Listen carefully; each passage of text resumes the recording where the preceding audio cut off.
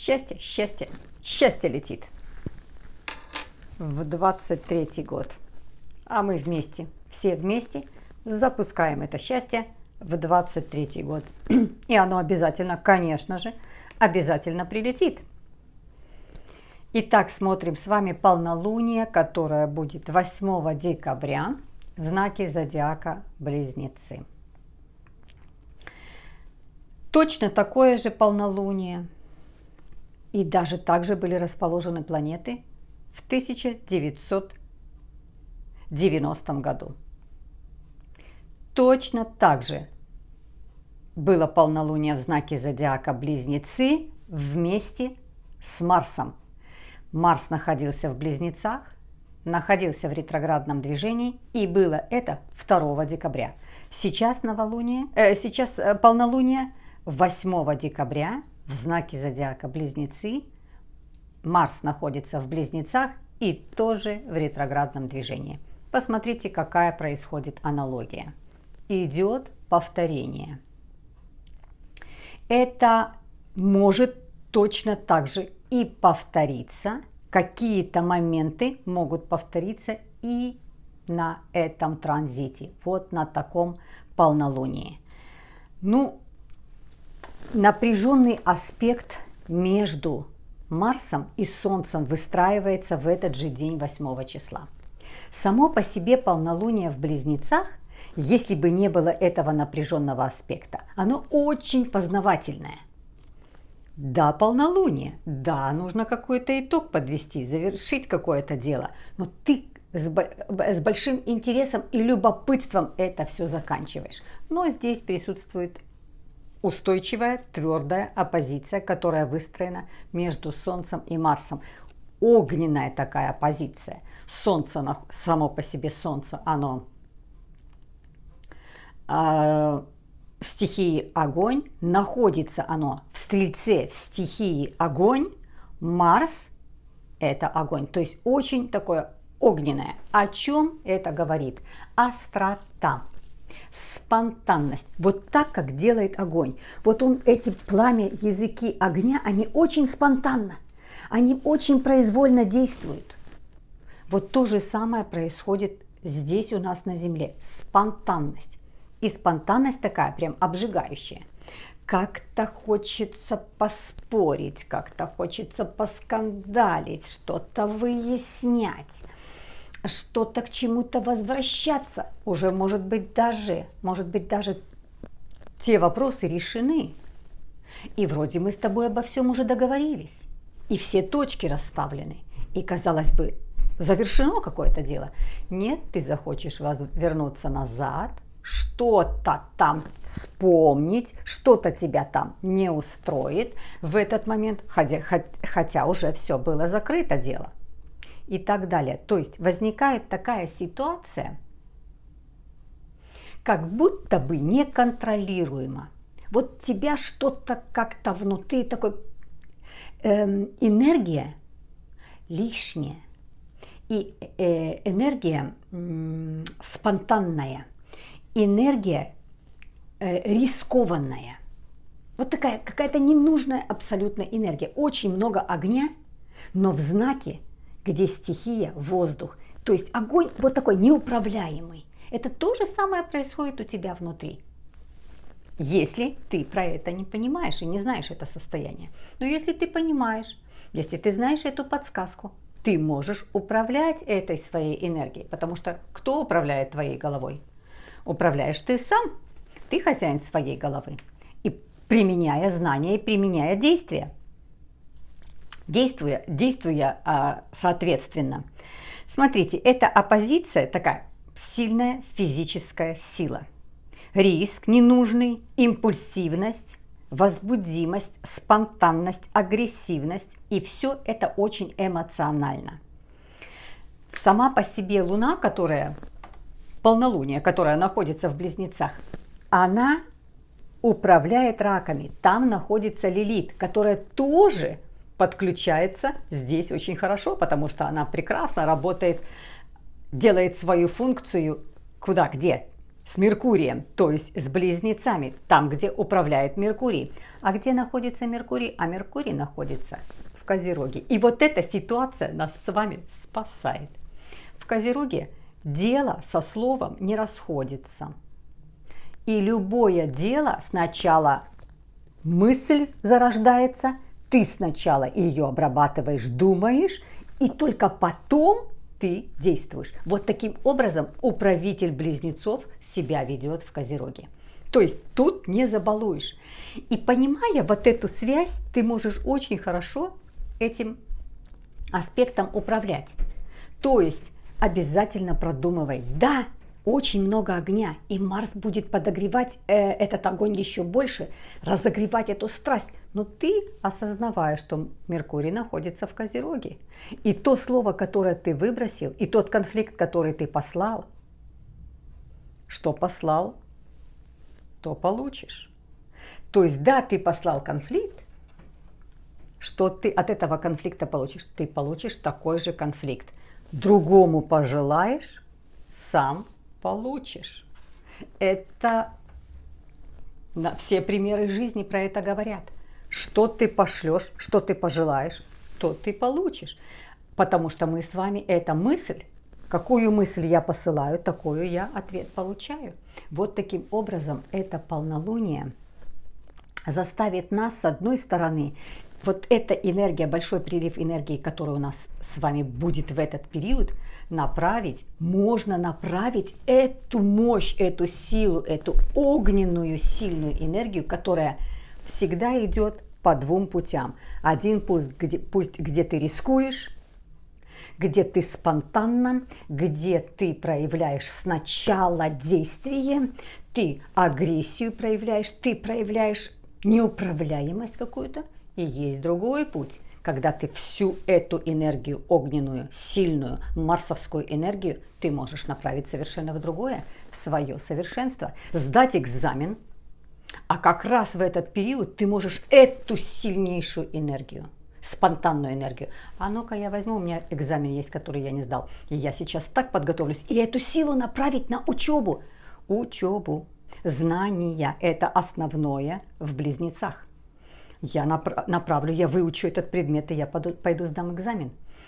С одной стороны, вот такая сильная энергия огненная, как будто бы излишняя. Вот эти излишки пусти на совсем другое.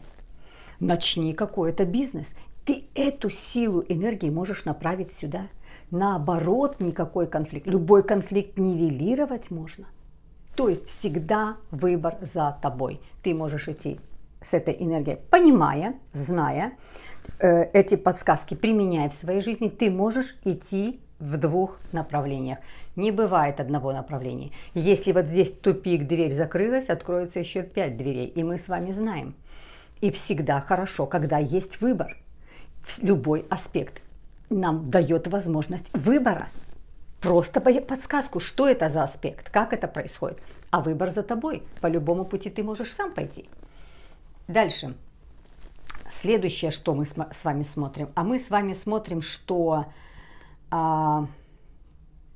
очень хороший аспект выстраивается трин между Марсом, между Меркурием. И они хороший трин дают к Сатурну.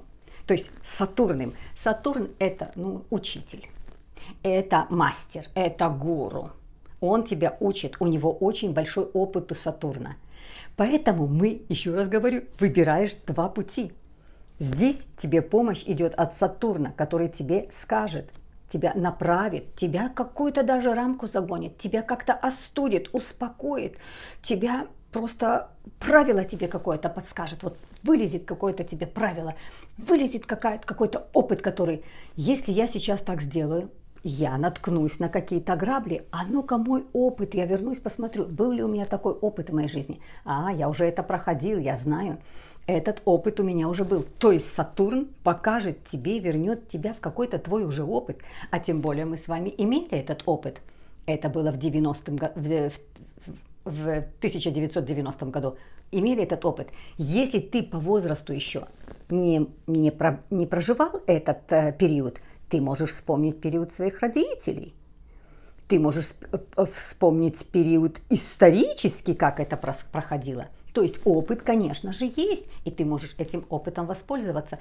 Вот так выстраивается трин, и делает его Сатурн, который спасает эту всю ситуацию, спасает своим авторитетом, своим опытом, своими подсказками и, конечно, тебя ограничивает. Если тебе хочется, я вот как сейчас пойду, я как скажу, я выясню, я все маски сниму со всех, и я скажу, какой он и какая она и так далее, то Сатурн тебе может сказать: это прошлое.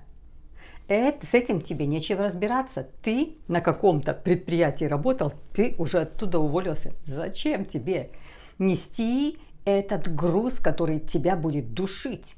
Ты его, вот этот груз обиды ты повесил, ты его искусственно создаешь. Это всего-навсего транзиты. Это такое искусственное возвращение в прошлое. Марс тебя возвращает в прошлое. Это могут быть прошлые отношения какие-то. Это могут быть прошлые обязательства рабочие какие-то. Которые уже... Это между родными договоренность была. Какая-то произошла договоренность разделения какого-то имущества, и вы договорились, и обе стороны были, устраивал такой договор, и вдруг тебе возвращаешься и скажешь: да, меня как-то обидели, я тогда не понял, а сейчас я вернулся, и я несправедливо со мной поступили. То есть ты сам искусственно начинаешь рыться и искать. Это всего-навсего аспект, который очень плавно перейдет в следующий этап. Это полнолуние, завершающее в этом году. Это последнее полнолуние этого года. Поэтому воспользуемся не огненными стихиями, которых достаточно, они превалируют в этом полнолунии, а воспользуемся с вами этим трином, который выстраивает Сатурн и который показывает, это наилучшую подсказку, который показывает: проанализируй, вернись к какому-то своему опыту, вернись к каким-то историческим датам, проанализируй, остуди свою голову, пропусти через нее и потом действуй соответственно тому, как ты подумаешь. Конечно, прекрасно делиться знаниями, делиться информацией, познавать информацию, расширять свою информацию. У тебя для этого охват очень большой, у тебя энергии много для этого. То есть пустить в положительное русло. В полнолуние в Близнецах это пополнение знаний. Это вполне может быть завершить какой-то курс. Если ты где-то учился, тебе остался какой-то экзамен, прекрасно ты можешь сдавать. Пусти вот на это, сдать, завершить какой-то. Если сделка какая-то была, завершить эту сделку. Пойти по всем банковским местам, пойти по всем контрактам, посмотреть все юридически. То есть пустить вот эту энергию на дело, завершить какое-то дело. Не разбираться, не копаться, не придумывать искусственно себе что-то, на что у тебя какая-то появляется активность, я уже не скажу агрессия, какая-то активность, а завершить те дела, которые есть, завершить, потому что это последнее полнолуние в этом году, чтобы оно не тащилось у тебя на следующий год, и эти вопросы тебе не нужно было решать в этом году. Даже если у тебя предстоит какая-то, вот что-то нужно с зубами делать, и ты перекладываешь, и ты не хочешь, и ты как-то вот... Очень хороший это полнолуние для того, чтобы полностью собрать всю информацию. Где, какой доктор, как делают, посмотреть где-то что-то, перечитать все это. Собрать информацию. Может быть, еще не делать, но саму по себе информацию, потому что все-таки Марс в ретроградном движении. Вот зато я соберу очень много информации. Если ты хочешь какой-то курс, я соберу очень много знаний про этот курс. И я посмотрю, я распределю все. И это Сатурн говорит: распредели, посмотри, куда ты можешь направить свою энергию. Ты можешь на знания. В Близнецах это всегда пополнение знаний. Вот сюда направь ее. Ну вот такое вот полнолуние 8 числа в знаке зодиака Близнецы. И что? конечно же, надежда, которая есть, вот что-то ты надеешься, у тебя есть какое-то желание, у тебя есть какая-то надежда, у тебя какая-то есть мечта. Там, где заканчивается мечта, умирает надежда, ничего, никаких желаний, и пессимизм появляется, что у меня ничего не исполняется. Это все неправда, никогда мои желания не исполнятся, моя мечта, я к которой иду, и я не смогу. Вот там, где заканчивается надежда, что появляется? Появляется пустота. Поэтому никогда не забываем, никогда не забываем мечтать, желать свои надежды, никогда не забываем и не оставляем мысль о том, что мои планы исполнятся, мои желания исполнятся. Мне эта пустота не нужна. Я лучше буду мечтать. И моя мечта будет воплощаться, чем будет пустота. Вот такое полнолуние. А в Близнецах это, конечно, всегда полно идей, всегда полно планов, всегда полно желаний. Это жажда учебы, жажда познания, жажда желаний, жажда жизни в Близнецах есть. И там, где ты теряешь надежду, образуется пустота. Там, где ты не мечтаешь, а кто не мечтает, у него мечты не сбываются. Вот там, где ты не мечтаешь, там образуется пустота.